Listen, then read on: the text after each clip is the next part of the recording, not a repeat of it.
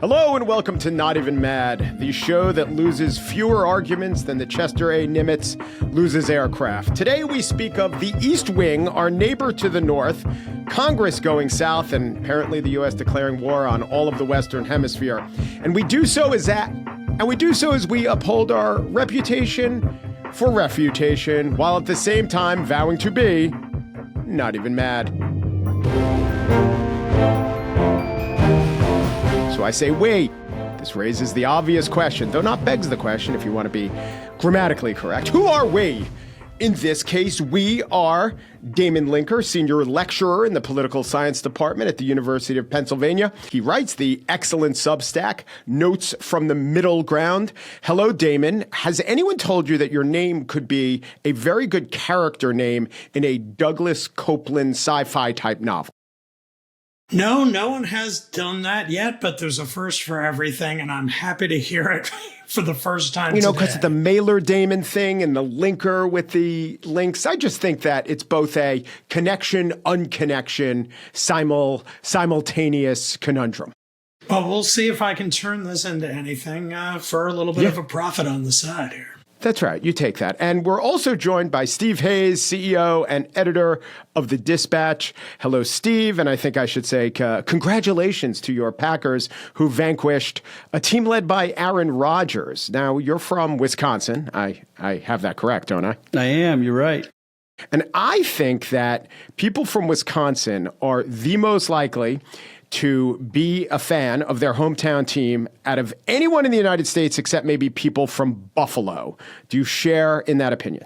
Yeah, I would put the grouping at Buffalo, Pittsburgh, and Wisconsin, Milwaukee, Green Bay, what have you. Yeah, definitely. Yeah. Teams, people from Tampa Bay, perhaps the least. And sure, people from Cleveland, like the Browns. It's usually, I think it has something to do with cold weather cities. Something to do with Minnesota. No, Minnesota fans are fair weather fans. And I mean that in the truest sense of the word. And they don't know typically much about their teams. Talk to a Vikings fan and ask him or her to name any player. Unlikely. Cold weather cities where they play outside in the cold. There you How go. about that? Boom. Yeah, even Lions fans are also more like Minnesota fans. All right, what a theory. We've got a couple theories going today. And today, the theme of the show will be mixed feelings. Because I have to tell you, my listeners, Steve and Damon maybe aren't miles apart. If this was to be a left-right fight, that's maybe not what today's show is going to be. But today's political environment is not always or exactly a left-right fight in any way. What is the right? It's more like working through some mixed feelings. For instance, here are some mixed feelings I have. Shut down, not good. Shut down, not unimportant, but shut down, not pressing enough to talk about, maybe, unless you guys want to, or hole in the White House, a hole in the heart, but also some holes in the story. So let's take that one. I'm going to start by quoting Anne Applebaum, who is writing about autocratic leaders who seek to defeat their opponents through lies and slander. She writes of the hole in the White House, "In truth, the administration's unannounced destruction of the East Wing of the White House reflects a similar kind of disdain and belongs to a similar tradition. Ignoring the National Capital Planning Commission, eschewing the deference that presidents have usually shown to public opinion and precedent, Trump sent in the bulldozers before anyone was able to stop him." And my problem, among my problems, Damon, and you tell me if you have any problems, is that the public doesn't like it. And in so many instances, the public has spoken, and what they're saying is that we don't like it, but we're not going to actually punish this man for any of these things. Do you look at it similarly? Well, I have to say, I wrote a post just late last week, sort of, because last week seemed like a kind of blizzard of kind of medium-sized stories, none of them huge, some bad, some not so bad. I definitely put the whole East Wing thing as completely overstated by the anti-Trump factions of our politics. I just don't see the huge cause for outrage here. I mean, sure, Trump is imperious. He does these big sweeping things. I think a lot of times he does it just to prove, you know what? it's possible to just do stuff. And he sort of wants to make the point that a lot of times we get all tripped up in our regulations and norms and things. And a lot of times I think those norms and regulations are good and important. And did he violate some of those for this? Knocking down the East Wing so he could build a giant ballroom?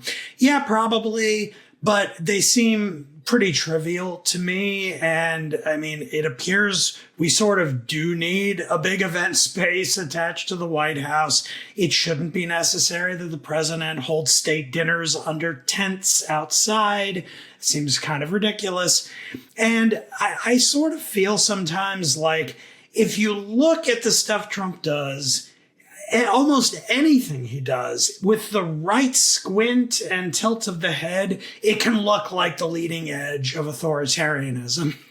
And sometimes it is, and sometimes it's just not that big of a deal. And I sort of wish my friends on the anti-Trump center left and center right would sort of get a little perspective, clear their heads, and pick their battles a little bit more reasonably, rather than sounding like all he has to do is breathe in order to, provoke the fourth outraged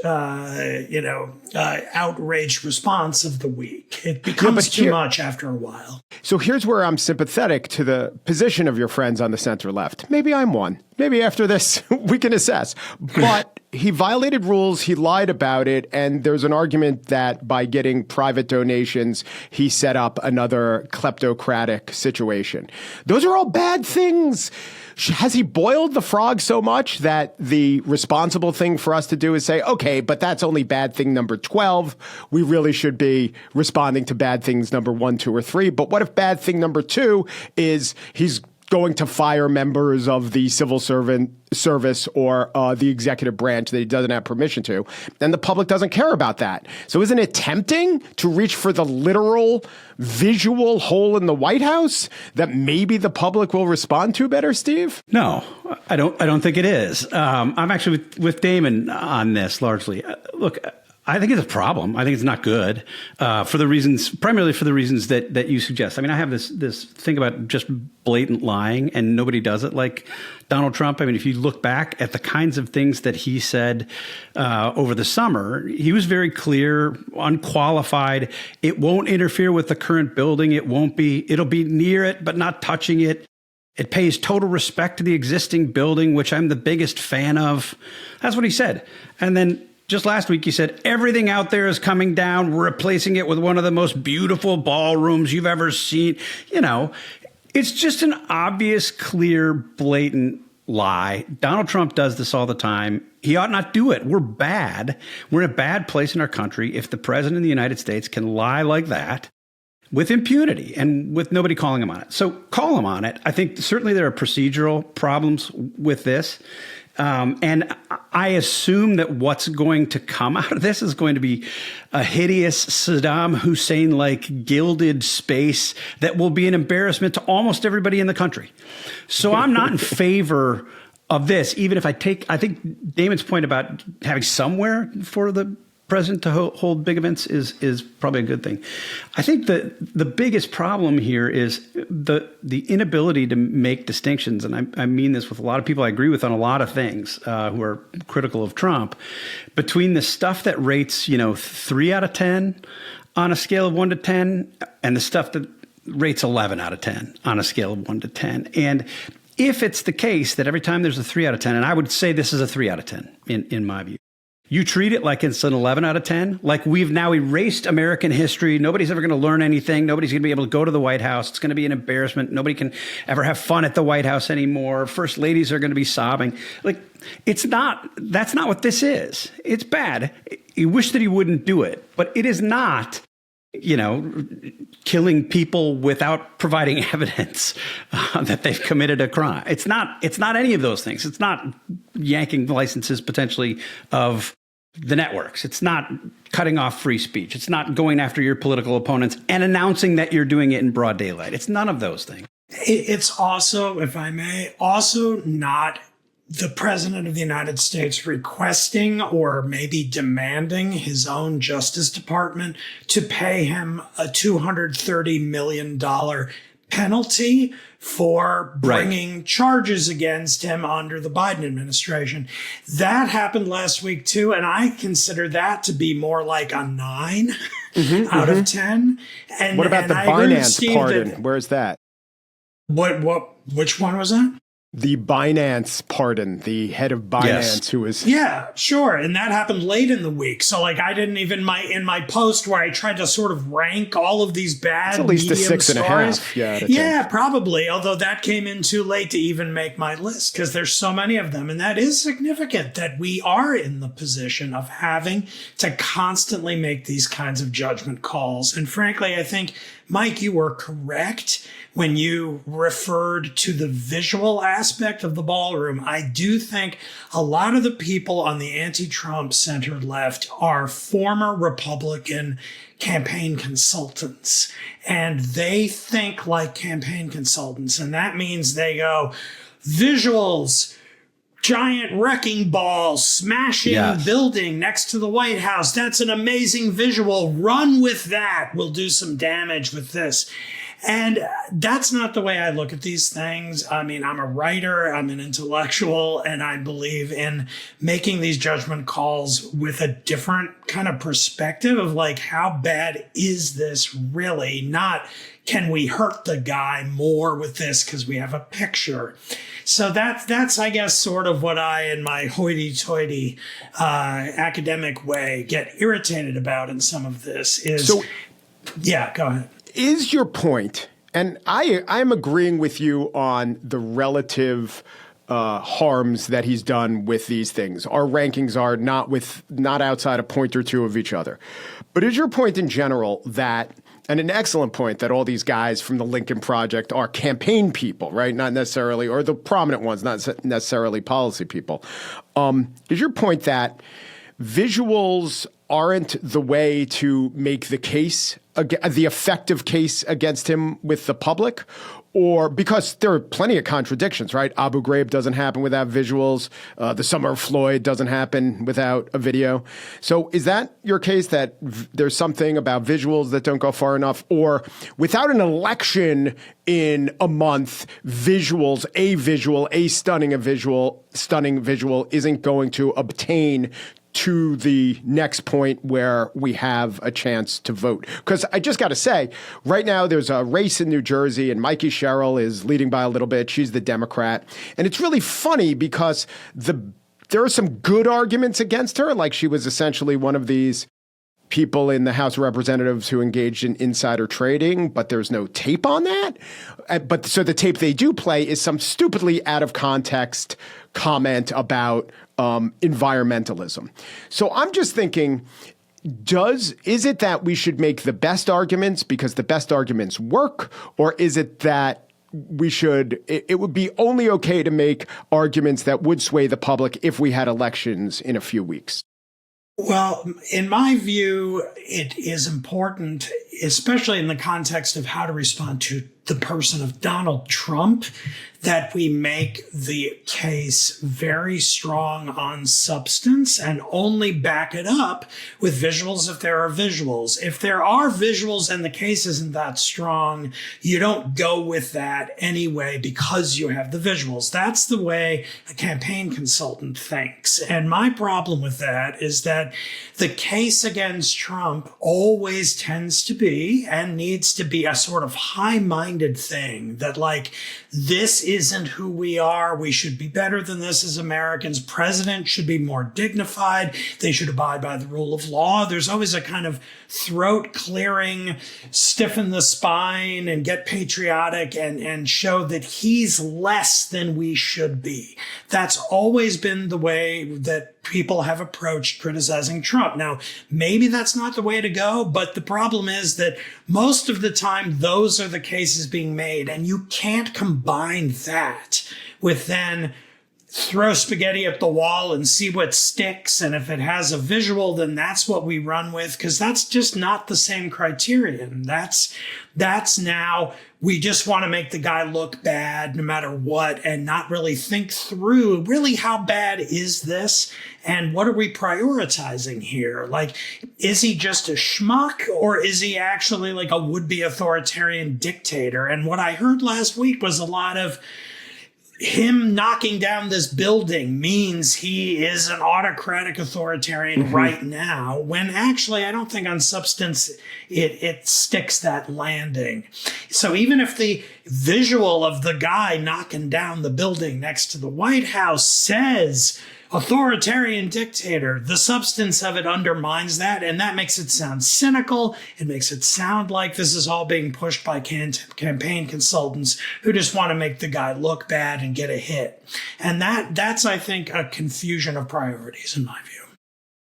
Yeah, there's a boy who cried wolf. There's a boy who cried wolf problem here. I mean, remember at the beginning of the Trump administration, you had this moment where Elon Musk he'd just spent $290 million getting Donald Trump elected. He was obviously going to play a major role in Doge. He was going to be a big factor in the administration. And he does this weird thing around Inauguration Day that some likened to a Nazi salute.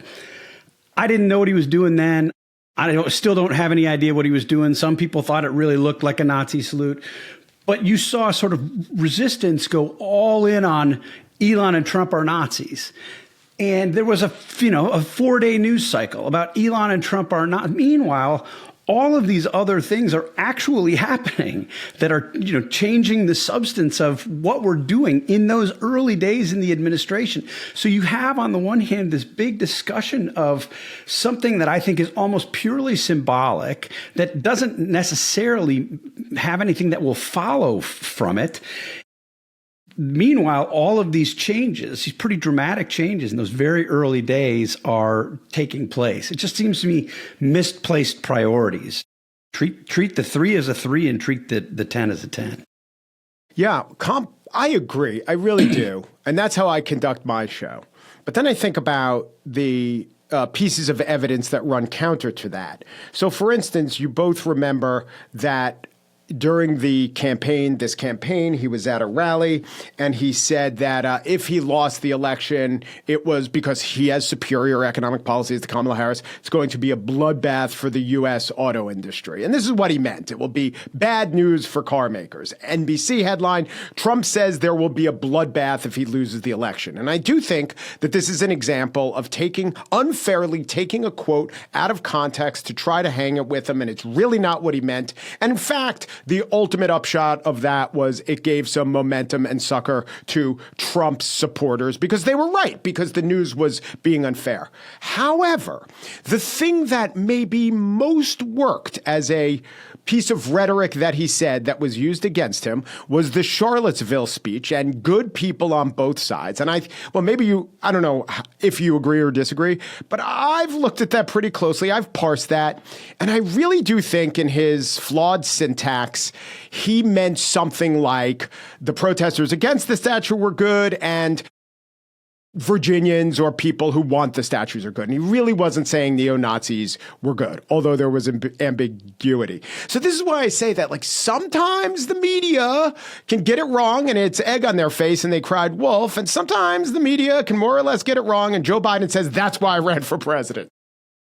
Yeah, I mean, I think that's the good people on both sides is an interesting counterexample, because there's it's an article of faith now that he was badly misrepresented by the mainstream media on that. So I actually did some reporting on that. I don't do as much reporting as I used to do, but I did a fair amount of reporting on that at the time. And I talked to I was not down in Charlottesville at the time, but I talked to a couple of the people with local papers, local media outlets who were down there at the time. And the problem with what Trump said then is there really weren't good people on both sides. It was basically just neo-Nazis and then counter-protesters. There weren't you weren't out there carrying signs saying, we need representative history. It was basically like bad guys against non-bad guys. I mean, in general, I think that example has never felt very compelling to me. I see the people on the MAGA right who love to bring that up as an example of bad faith, and I just don't see it. I do think it was extremely ambiguous, and Trump just doesn't speak with great precision, and so he can get into trouble like that. He also has shown on multiple occasions that he's extremely hesitant to sort of police any kind of boundary on his right. If people support him, he wants their support. He doesn't care if they're like neo-Nazi types. Really? He's sort of like, yeah, well, David Duke likes me, or whatever. That's cool, whatever. So he's going to get into trouble about that if anybody cares anymore about such distinctions. I think a more interesting example, frankly, is going all the way back to the 2016 campaign when there was some kind of a press avail where Trump had his line about how, oh yeah, I hope Putin, bugs my phone and or bugs this, basically asking the Russians to steal stuff on his behalf. Which, if you have no sense of humor at all, sounds like he's asking for the Russians to interfere with the election and help him win. It is, I thought at the time, and have ever since thought, he was clearly just being a joker. He was just being stupid and silly and trying to make a joke out of the thing that Democrats were extremely on edge about, because you did have the WikiLeaks stealing of DNC documents and things that were hurting them. And that, of course, then played into the whole kind of Russian thing after the election was over. And so, maybe if Trump could go back, he would prefer not to have made that joke. But that was an example, in my opinion, of clearly, if you just look at the transcript, it looks like he's asking Russia to help him. But if you listen to it in real time, he's being a joker. He's doing Trump and trying to make a joke that makes light of the sufferings of his opponents and saying things that he knows will get them all triggered and angry at him so that they'll react, and then his side can laugh at their overreaction. That's kind of the way he plays this game, and it's worked for him now for 10 years. But it wasn't really an example of him admitting that he was kind of colluding with Russia to get help. Yeah, and another example would be the stand back and stand by reference to the Proud Boys, which at the time I just thought it was not a call to arms or potential arms. I thought it was just Trump, the guy who says Thailand instead of Thailand, talking how he talks. But then you see January 6th, you're like, maybe. Well, yeah, because that one actually, again, it all comes down to the judgment call. But at the time, I remember him saying that in the debate and thinking this is just another example of him not wanting to say, actually, I don't want the Proud Boys to have anything to do with me or my campaign or my administration. Calm down, Proud Boys. But instead, he turns it into a kind of hey, it's happy to have them around supporting me. He if you attack Trump or criticize him, you're excommunicated to outer darkness. And if you show that you support him and like him, he will never dismiss you or cut you out, no matter who you are. That's just sort of the way he does it. Yeah. So I want to go back to one aspect of the Anne Applebaum quote about the East Wing and the whole and the visual. And her premise was that Donald Trump does not care about public opinion. He has a disdain for public opinion. This is just the latest example. And she talked about a couple more. I say that premise is true.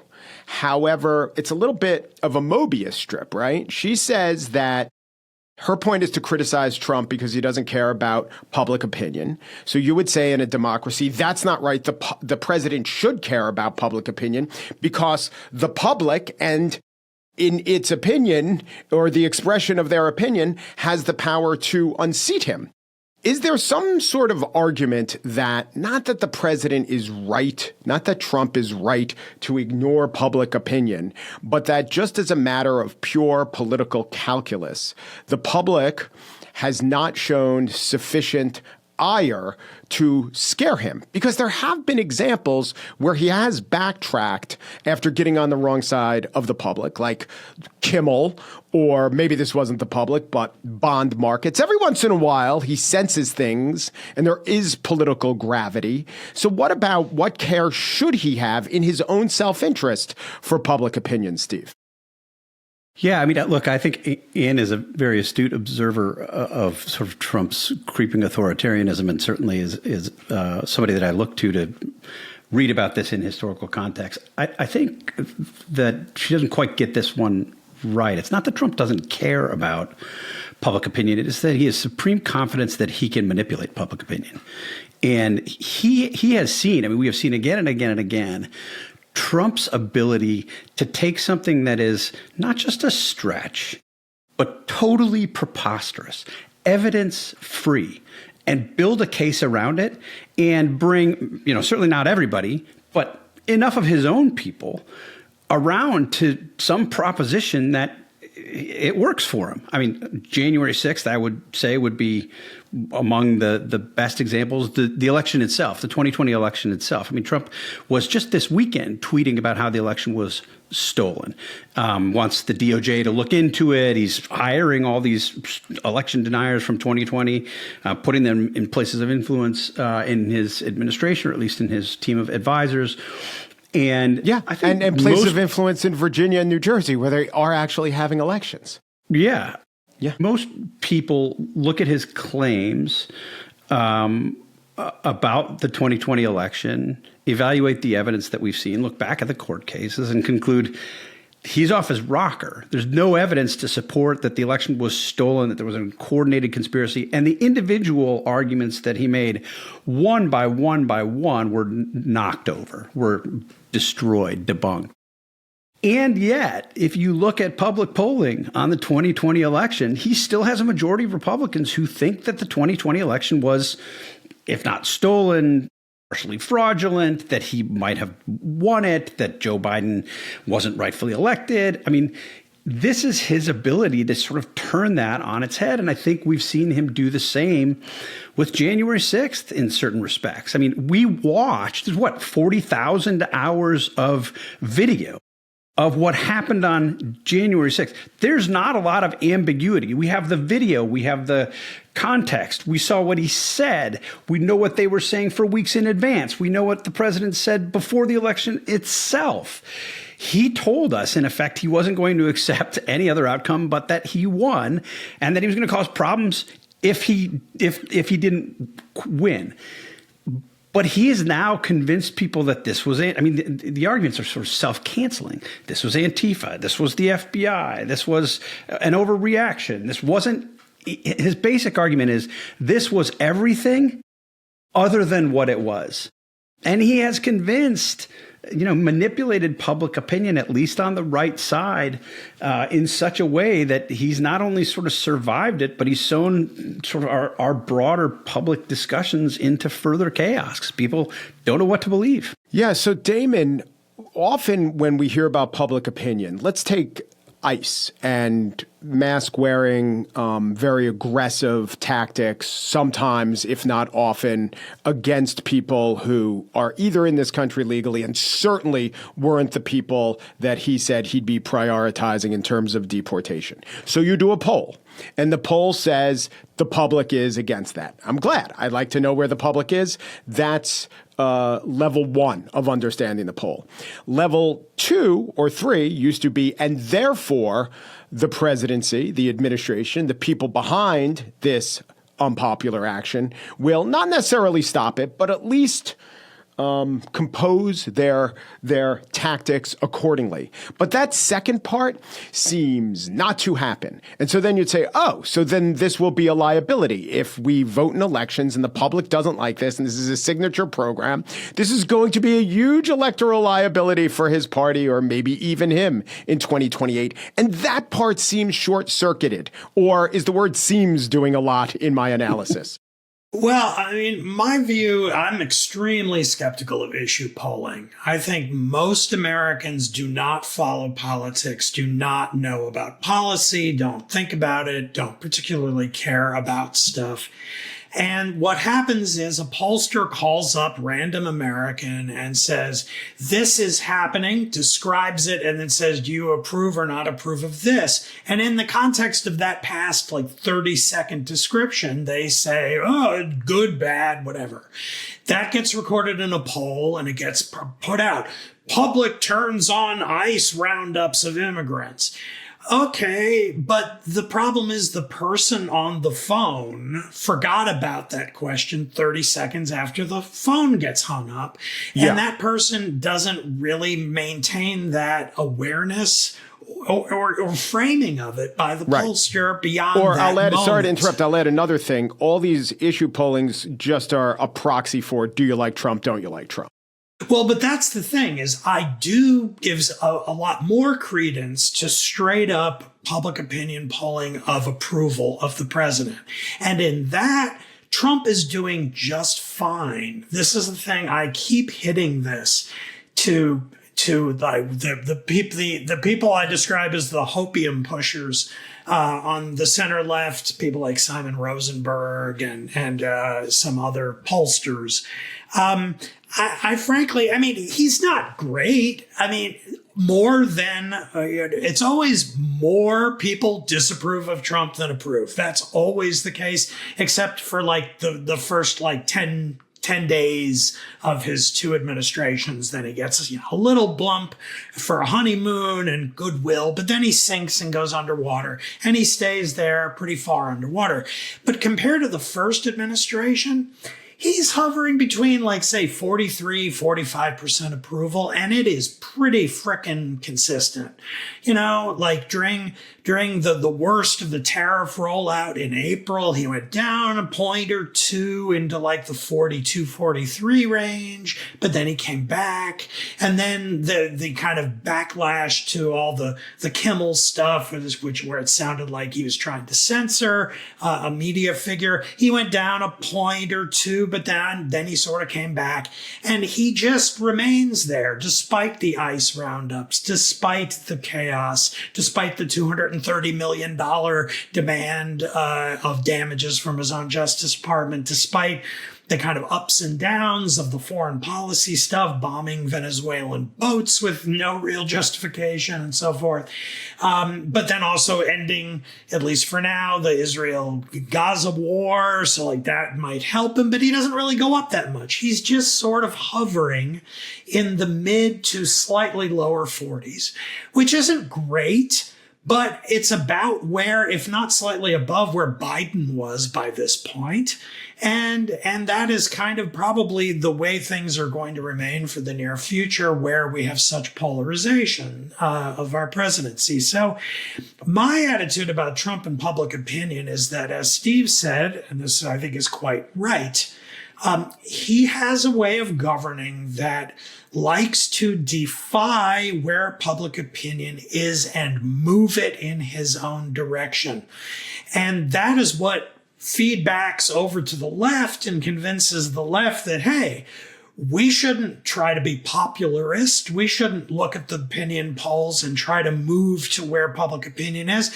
We should elect Mamdani and make him or someone like him president and just do what we want. And we can move everyone over to the left because Trump's been able to do it with all of his issues. Why can't we do that?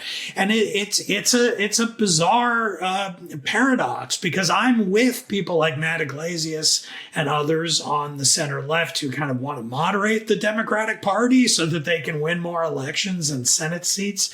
And yet we're constantly looking at Trump kind of doing his own thing, doing these wildly egregious acts that seem to violate every norm and law you can imagine. And he doesn't sink below 43% approval. How does he do it? It's a bizarre thing. Does that, Steve, do you think that only applies to Trump? I mean, is the phenomenon that Damon is laying out, it's all vibes, or are opinions of politicians are not an agglomeration of their issue stances? Is that a Trump specific thing and not a potential Democratic nominee specific thing?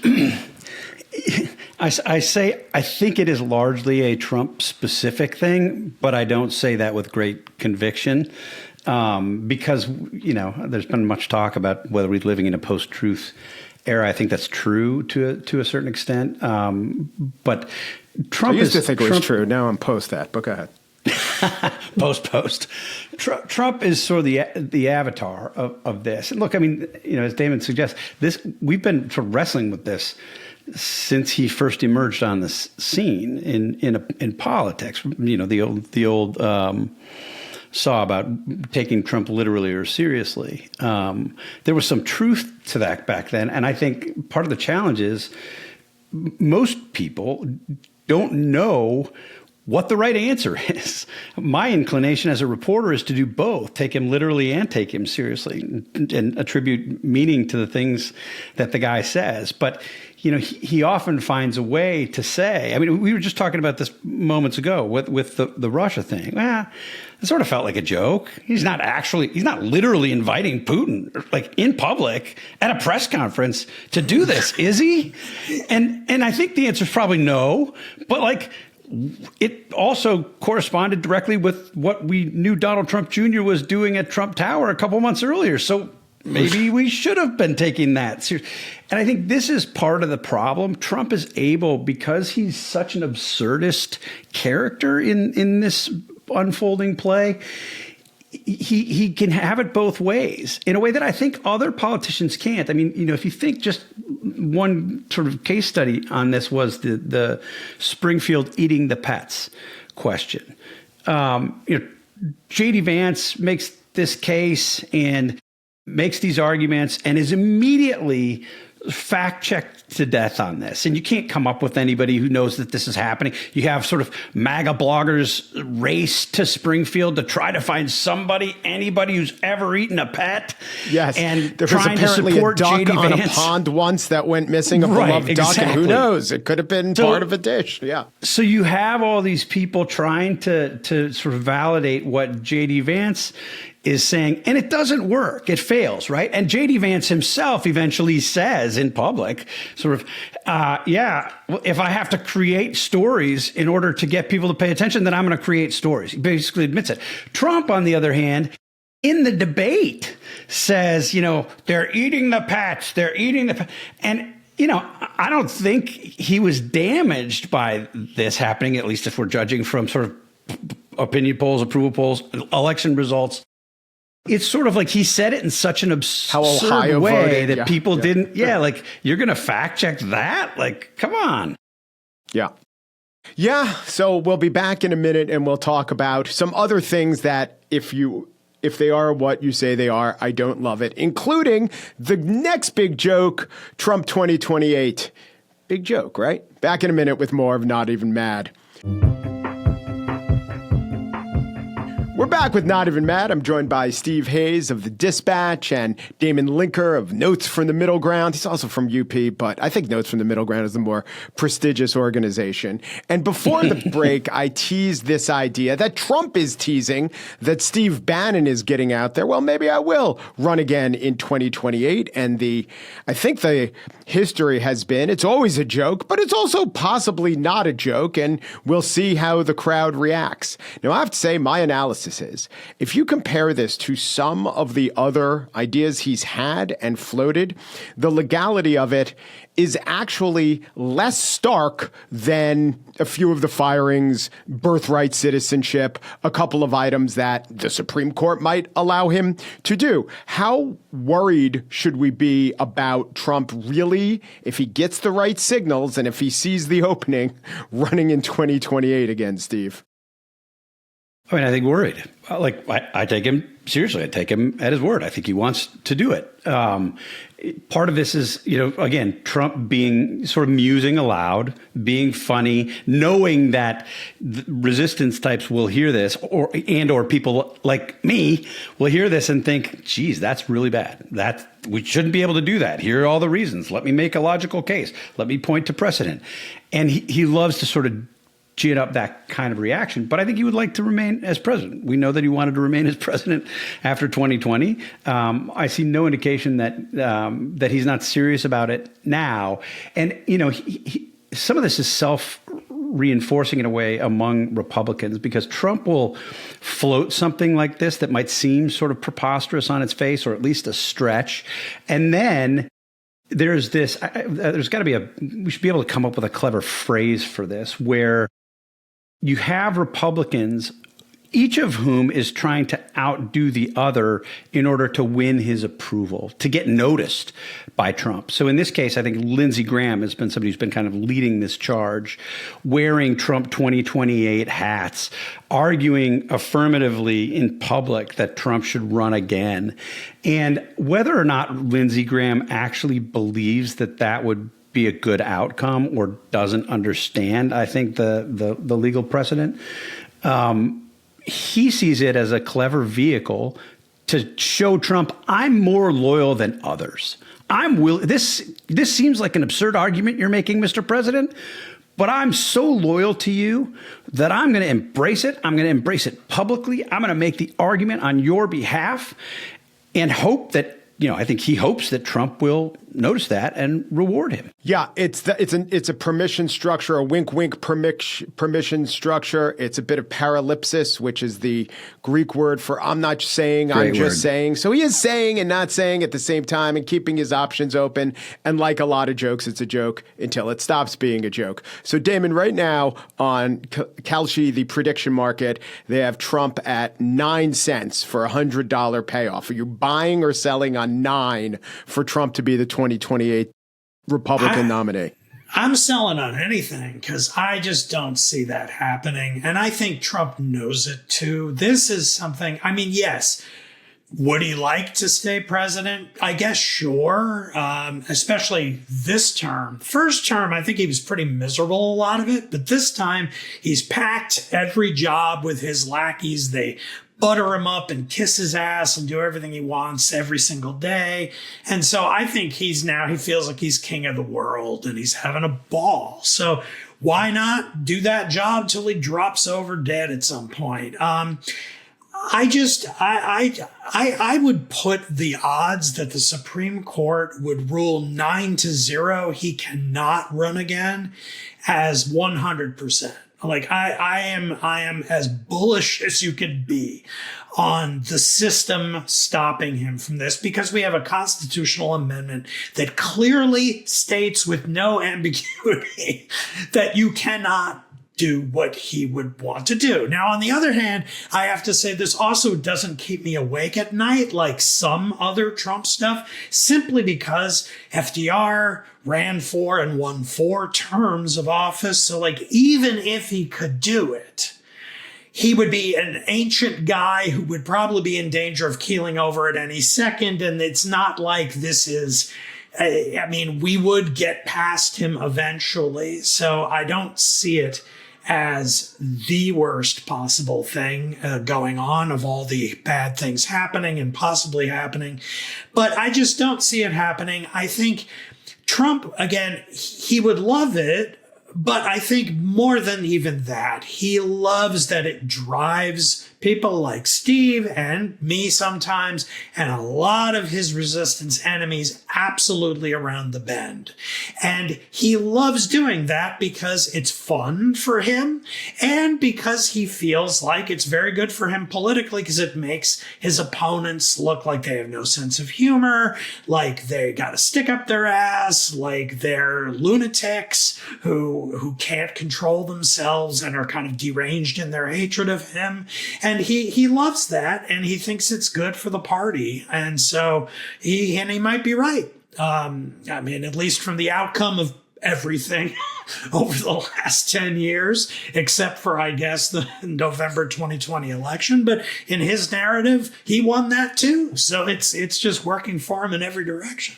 So I'll tell you, I am buying. I literally bought today $50, but this is how the prediction markets work. You don't have to it doesn't have to happen to pay you off. It could just double in price. So I think at some point, 18% of America or the people betting on these markets are going to say, yeah, this is more plausible than not. And the thing you just said about FDR, that'll be one of his talking points, as always is. You Democrats are such hypocrites. You had your president for 4 terms. What, I can't even run for 3? And another point is he will say, I could run for the Republican nomination. The Republicans are allowed to nominate who they wish for president. And then he could even do a thing where he's like, all right, I'm not going to be on the ballot, but 2 people who will vow to abdicate power once elected will be on the ballot, and they'll name me Speaker of the House, which I can be, and then I get to become president. And by the way, that is constitutional. Anyway, it's all crazy, but craziness obtains in the Trump administration. I want to talk about one more thing, and we didn't talk about the Toronto tariffs or the Insurrection Act. And Damon, you wrote some excellent stuff about that, and it falls into the category of this seems so blatantly illegal, but what can anyone do about it? Tell me your concern for what Mike Johnson is doing. One of the, not even the brakes on power, even if Mike Johnson wants Trump to do everything he's doing, there's something about the role of Congress as enumerated in the Constitution that is supposed to be a co-equal branch. And tell me if you read it any differently than I do, that in the person of Johnson, he seems extremely intent on frittering away that power. And I wonder and worry, it's not just in this term, and for the short term, it could have longer term consequences, which weakens the entire idea of balance and checks and balances and balance of power. Steve, do you worry about that? How do you look at what Johnson is doing by, I'm not even criticizing his stance in the shutdown. I'm talking about his intent on abdicating / abrogating power. Yeah, I don't think he cares. I think he gets up every morning and wants to know how he can ingratiate himself with Trump and eliminate any problems that Trump will cause him. And if that means basically doing everything he can to make sure that what Donald Trump wants, Donald Trump gets, I think he's going to do it. We've seen this. Look, this is sort of who Mike Johnson is and was. If you think back to Mike Johnson before he was chosen as Speaker, this was somebody who was regarded as a constitutionalist, who was sort of an intellectual conservative, who was a lawyer, who sort of understood these complicated legal issues, and then in the service of Donald Trump, supported the case in Trump's argument about the stolen election with briefs and making arguments to his colleagues that Trump was in effect right on some of the things he was arguing. And I don't think Mike Johnson believed that when he made those arguments. He told colleagues that I spoke to that he didn't believe what he was doing, but that he thought Trump deserved a good attorney. And so he made arguments that he didn't believe to please Donald Trump and to make sort of a theoretical case. Well, I think he saw pretty quickly that brought him closer into Donald Trump's circle, ingratiated him with Trump, and from his perspective, gave him a winning strategy to accumulate more power. And that's what we're seeing playing out here. I would make the distinction between Johnson, who I think is doing this sort of gleefully, and John Thune, who I think is not providing kind of proving to be the institutional bulwark that maybe some of us thought he would have been, but is much more institutionally minded than Mike Johnson is, and is doing, to a certain extent, what he's doing when he does Trump's bidding reluctantly, and because he's managing a fractious Republican Senate conference, but still sort of understands, I don't want to do what Johnson's doing. It leads to, I think, unfortunately, similar places. But I think the way that they're approaching it is different in degree. John Thune, more than just the Lisp world version of Johnson. Damon, what do you think? Are you very worried, or do you look at this and more or less agree with Steve, but say, okay, that's a good explanation for this individual, but it doesn't have much implication for 10 years from now? Well, I do think that if this episode in American political history ends with the American system becoming something that people recognize in the future as a more authoritarian kind of government. That the big factor that historians of the future will point to is the breakdown of the separation of powers in this period and the ceding of power to the executive branch by the legislative branch. And Johnson's instinct to capitulate to Trump on tariffs, on lots of other things, on kind of shutting down the House so that they didn't have to hold a vote over Epstein files being released, these kinds of things, they add up. And the added result, I mean, Trump is simultaneously pushing the envelope on executive power in all kinds of ways that are usurping legislative prerogatives, and the House is simply not pushing back. They are therefore by default allowing it to happen. And as that happens more and more, what you end up with is a system where the executive kind of becomes larger and stronger and takes over the powers of the other branches.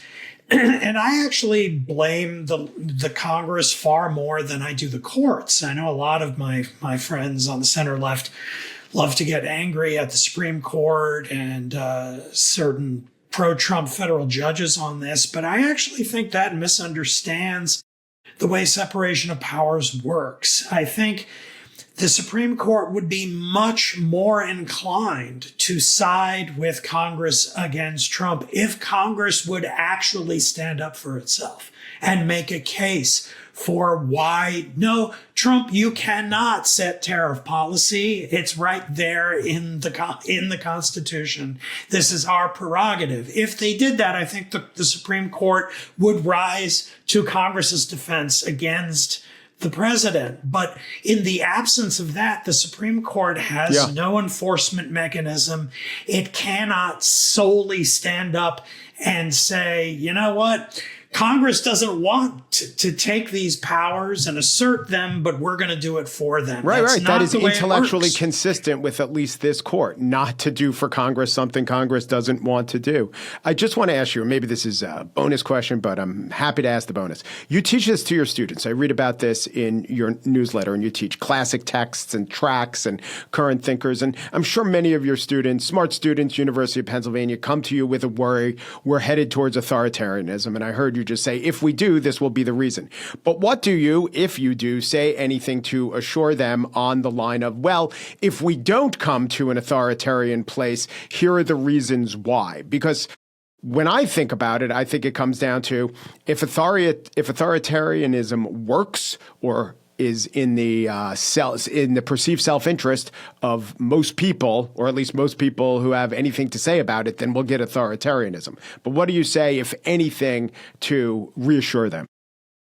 Not a lot. Damon Downer, they call me. No, I mean, like, this is about all that I tell them, that we are living through a period of history where the liberal democracies of the world are changing. There are populist right parties and figures on the ascent all over the free world. This is what the new right is. In other words, the old, more neoliberal center right, which includes Ronald Reagan, the first Bush, the second Bush, a lot of the leaders in, Helmut Kohl, other leaders across the West. They are all in decline and being succeeded by populist figures. But the populist figures are not all equally pathological. I think some of them, even if I wouldn't personally support their policies, they're sort of normal politicians who simply are much more hawkish on immigration. They're more skeptical of free trade. Some of them have, disagreements about foreign policy that put them on the other side of the question from where the center right used to be. But they're sort of normal politicians. Trump is uniquely dangerous because of who he is, Donald Trump. And so could there be a kind of right populist Republican to succeed Trump, who would again do policies I wouldn't favor, but I don't think would be as much of a danger of wrecking American constitutional government. Yeah. And I say, let's hope we get out of this kind of Trump nightmare scenario and that the Republican Party settles down into a kind of new right populist mode, but in a kind of more normal way that doesn't threaten the system as egregiously as this one. That's about the best I can do. And then, of course, the Democrats can still win. The question is, do they then say, well, Donald Trump has greatly enhanced executive power. We can't wait to come in and do exactly the same thing from our point of view, which then, of course, will provoke the next round of Republicans to be even more angry and polarized in the other direction. And then, maybe the problem won't be a function just of Trump being a personal danger, but we're simply like a top-loading washing machine that's off kilter, and every single turn moves us further out onto the margins until it just breaks down and we can't govern ourselves democratically anymore. I just don't know. And Steve, if you were a guest lecturer, and believe me, I'm not committing you to any scheduling obligations, but you were there in Damon's class and we heard from Downer Damon, would you be sanguine, Steve? What would you add? No, I mean, I would love to be sanguine, Steve. I do get these questions somewhat regularly from young people. I mean, I think the thing that concerns me, and I know Damon has experienced this firsthand, is that so many of the people that are asking these kinds of questions don't know anything else. They're not familiar with the politics the way that we used to practice politics, and they grow up thinking that this is normal. And I think it's particularly worrisome on the right. I've been in and around the conservative movement for 30 plus years. And there was sort of an aspirational, hopeful element to the conservative movement for the, most of the time that I've known it and been associated with it. And I think what you have now with this sort of new right authoritarian movement, the way to stand out is to make the boldest, most, cutting edge arguments, whether it's racist or, argues against the rule of law, pro-authoritarian. That's the way I think a lot of young people on the right have learned to try to get ahead. And that worries me as much as anything. When they see what Donald Trump is doing and see the success that he's had, that's their model. And that's sort of discouraging on top of the things that Damon articulated. Yeah. So since the show thus far has been pretty happy and optimistic, let's dwell a little bit on the things that annoy us. These are the things that get our goats or grind our gears. These are our goat grinders. Steve, you want to go first? Yeah, I love this. And the problem for me is there's so many things these days. As I've gotten older, I've learned that I have less very strong opinions about things. A lot of stuff just doesn't matter to me the way that it did when I knew everything in my 20s. But there are a few things that really stick in my craw, and one of them that has been there since my 20s. And I'm going to end our conversation sort of the way that you introduced it, by talking about football and focusing on linguistic precision with your beg to differ comment. And that is the abuse of the word literally, which now in its common usage has come to mean for most people precisely the opposite of what literally means. I mean, most people use it and they mean figuratively. And this has been on my mind. I wrote a piece about this for the Weekly Standard probably 20 years ago. We used to have a chunk of the magazine called The Casual. It was a column. And I just was pissed about this. And at the time when I wrote about it, this was sort of a slightly nagging concern, and you'd hear it occasionally. Now it is almost every single time somebody says this, they misuse the word. And I was listening to a fantasy football podcast last night about your beloved Jets. And the person was talking about Woody Johnson, the owner of the Jets, taking a public shot at Justin Fields, the quarterback. Johnson said something to the effect of, with a quarterback who performs like this or has a rating like this, how could you expect to win, or something that wasn't exactly a vote of confidence in the quarterback. And this person says, Woody Johnson literally threw Justin Fields under the bus. You just think, he actually did not at all literally throw Justin Fields. I mean, it would be really awful if he had, but that's not at all what he did. He made a comment he probably shouldn't have made, maybe regrets. I don't know. Great. Maybe he literally lit a fire under Justin Fields, who went out and won. When you take this stuff, when you think about it, and you apply sort of a literal interpretation to people who don't actually mean for you to imply a literal interpretation, it can be humorous. And that's where I was 20 years ago. But I've gotten to the point where I just get so annoyed by it because almost everybody gets it wrong. Literally everybody gets it wrong. Now, in that category of words that have come to mean their opposite, and some words just have always meant their opposite, like sanction and sanction. And I was thinking of sanguine and sanguinary, but nonplussed, which means taken aback or confused, of course, now just means totally unfazed, except when the British use it. They usually get it right. That's an extra category of annoying words. Didn't nonplussed in its original meaning mean sort of speechless? Like bewildered. Without words, you can't respond. Mm-hmm. Yeah. Yeah. And now it's just, he was just nonplussed and went along with his day. Mine is, I think, word-related, too. I was reading in the LA Times, and this was written on the Gist list. Do I do the thing where I say text Mike to 33777 to subscribe? I shan't do that here. That's far too commercial. They were talking about the big initiative to put a fence around MacArthur Park. I'm very, very agnostic on if a fence will solve MacArthur Park. But they quote Elam Jalaiher, harm reduction director with the social services group, whatever. We in the harm reduction community know that the more isolated people are, the higher risk there is of overdose deaths because they're less likely to seek services. I don't know if a fence will help or hurt that. What is the harm reduction community? No, I meant I didn't know. At least with literally, they mean figuratively. I looked it up. I thought, okay, they must mean, I think it means what we used to call drug counselors or something having to do with addiction, but maybe it has something to do with the homeless or, oh, God forbid, it's interdisciplinary. ChatGPT tells me it's mostly epidemiology. It's a little bit addiction, but the thing is, whenever I see harm reduction community, you would think the best thing would be, I would say, oh, that's good. I have now some hope because harm reducers are on the scene.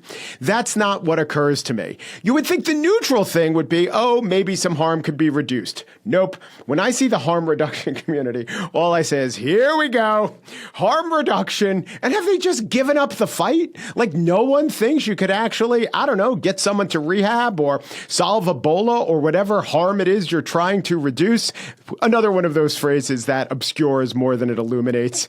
Damon, do you have a goat grinder? Yes, although I suspect mine may be a little more political than these tend to be, but in some ways it overlaps with yours, Mike.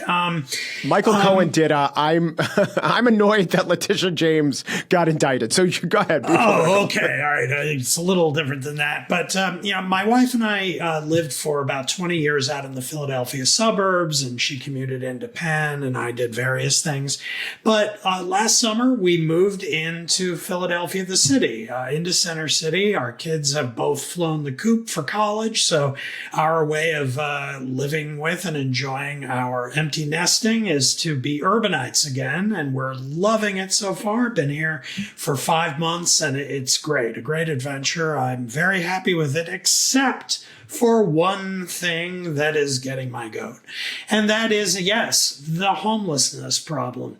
I would come into the city when we lived in the suburbs and I would see homeless people around. But when you actually live here, you experience it in a more visceral way. And I have to say, I'm a liberal. I live now in a city, and I just have to say, I don't understand why liberal city dwellers tolerate living like this. Like, why do they think it is okay that there are dozens and dozens of people who just sort of live in the center of Philadelphia, a world-class city of great beauty and historical places and just a wonderful place, great restaurants, theaters, and so forth. And yet there's this community of people who live on the street, eat on the street, defecate on the street, splay themselves in the middle of public sidewalks that people sort of delicately walk around as if it's just normal. I mean, again, I speak as a liberal who would like to reform my fellow liberal political culture, that there is sometimes for liberals, I think often out of the goodness of their heart, a hesitancy to use political power to improve the quality of the common good for fear of inflicting limitations on personal freedom for some people. And if there is any case where I think the balance needs to be tilted in the other direction, it is in this, that if you live in a city, you should not have to tolerate this. And I don't even feel I don't even apply that statement to the crime problem in the same way, because the crime problem, goes up and down. Things, historically speaking, aren't as bad as they were in the 90s. And I think, we're trying sort of haplessly to kind of improve that. So I see evidence of the police and the city trying to combat crime when it flares up and it becomes a problem. But the homelessness thing, I just get the feeling like everyone involved sort of wants to stick their fingers in their ears and just not deal with it, because they know that it would require saying to these people, you're not allowed to just eat, sleep, and defecate on the sidewalk here. We're going to bring you to this shelter, and the shelter should be better, and there should be lots of mental health available to them and programs to get them in low, affordable housing and so forth. And I'm not an expert on all of that. I'm sure there would be conflicts, and sometimes the homeless people would not want to do it, and that would lead to some ugly scenes, but it doesn't change the fact that it needs to happen and it should happen. Yes, my heart too goes out to that. And if I had one wish, it is that particular harm be reduced. Let me also say that you mentioned your wife. That'd be Beth Linker, past guest of The Gist, who is the author of Slouch, Posture Panic in Modern America. So I didn't know we were doing book plugs, but what a good book. You never thought of it before. It's the best book ever on posture panic. So I wanted to plug your wife's book. That. And if we're plugging everyone and identifying anyone, that was Damon Linker. He's a senior lecturer at the Political Science Department of the University of Pennsylvania, and he writes the Notes from the Middle Ground Substack. And Steve Hayes is the CEO and editor of The Dispatch. Check out all of The Dispatch's works and podcasts, and The Dispatch, where on Friday they get together and talk amongst themselves. Steve recently did an agriculture-only episode. It was excellent. Steve, thank you very much. Damon, thank you very much. Thanks, Mike. Thanks. And until next time, we're not saying we're right, we're not saying you're right, but we're definitely saying we're not even mad.